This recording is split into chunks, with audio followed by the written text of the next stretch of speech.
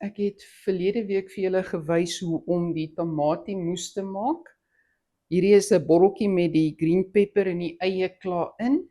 Ek gaan dit nou regmaak wat ons by ons pap en wors vanaand gaan eet.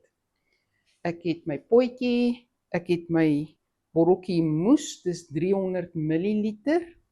Dan het ek 'n teelepeltjie sout, 2 teelepeltjies tamatiesous, 2 teelepels bladjan, 2 teelepels mazina en 2 teelepels bistou.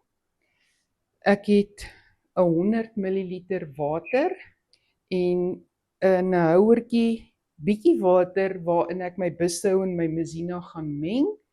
En dan is ons baie lief om hierdie cayenne pepper by te gooi.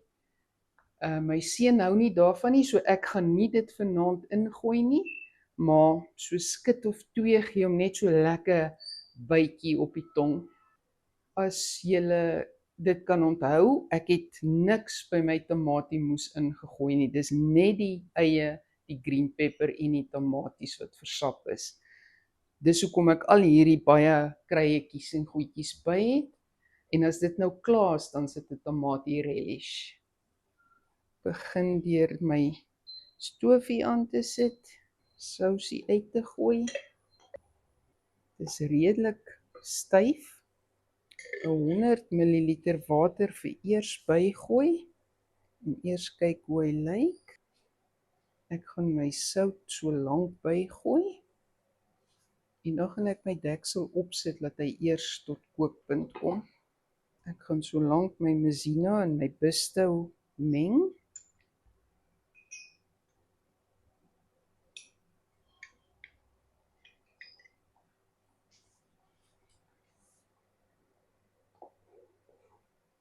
Hy is basies reg, hy kook.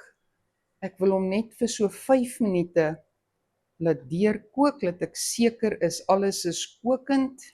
Goed, het nou hulle 5 minute gekook. Ek gooi my tamatie sous by, my bladjan. Gaan dit net so roertjie gee, dat die bladjan en tamatie sous net deurgaan. En nou my bistou en my mazina. Versigtig maar vir dit ook, dis ook geneig om verskriklik warm te skiet. En dis omtrent soos ek dit wil hê, die styfheid wat ek dit wil hê. En as hy deurkook, as jy hom klaar geroer het en hy kook, is hulle reg.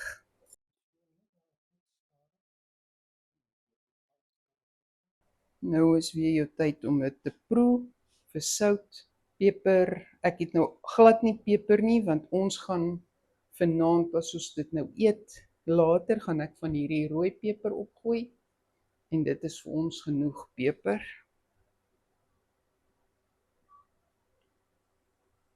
Hier is my tamatie relish nou klaar. Ons wag nou vir ons pap en wors om gaar te word. En dan sal ek vir julle 'n fotootjie neem van hoe dit lyk op die pap.